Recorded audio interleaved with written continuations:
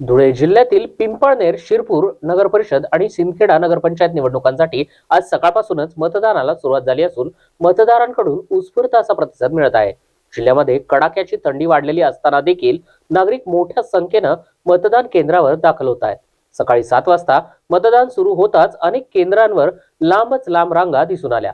महिलांसह युवा मतदारांची देखील चांगली उपस्थिती या ठिकाणी पाहायला मिळते. या निवडणुकीमध्ये 3 स्थानिक स्वराज्य संस्थांसाठी एकूण 1,08,816 मतदार आपला हक्क बजावणार आहेत. मतदानासाठी 129 मतदान केंद्र उभारण्यात आली असून प्रशासनाच्या वतीनं सर्व त्या आवश्यक सुविधा उपलब्ध करून देण्यात आल्यात. या निवडणुकीमध्ये मंत्री जयकुमार रावल, आमदार अमरीशभाई पटेल आणि आमदार मंजुळा गावित यांच्या राजकीय प्रतिष्ठेची देखील मोठी कसोटी लागली असल्यानं संपूर्ण जिल्ह्यामध्ये निवडणुकीची चांगली चर्चा आहे.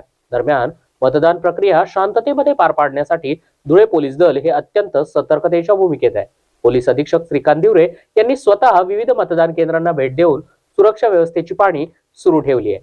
कोणताही अनुचित प्रकार घडू नये यासाठी पोलीस पथक, खास गस्त पथक आणि द्रुत प्रतिसाद पथक तैनात करण्यात आली आहेत. एकूणच जिल्ह्यामध्ये निवडणुकीचं वातावरण उत्साहपूर्ण असून मतदान शांततेत आणि सुरळीतपणे सुरू आहे. धुळे जिल्ह्यामध्ये आज पिंपळनेर, शिरपूर आणि सिंदखेडा या ठिकाणी मतदान सकाळी 7:30 वाजल्यापासून शांततेत चालू आहे. धुळे जिल्ह्यामध्ये एकूण 1 कंपनी एसआरपीची आणि वरतून ऍडिशनल 2 प्लॅटून एसआरपीचे आपल्याला प्राप्त आहेत. जवळजवळ 450च्या आसपास आपल्याकडे होमगार्ड आपल्याकडे प्राप्त आहेत.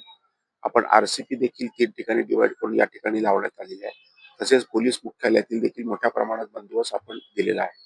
या ठिकाणी तिन्ही ठिकाणी डीवायएसपी रँकचे ऑफिसर्स प्रभारी आहेत आणि सगळीकडे सेन्सिटिव्ह एरियामध्ये पेट्रोलिंग चालू आहे, सेक्टर पेट्रोलिंग चालू आहे आणि सगळीकडे शांततेत मतदान चालू आहे.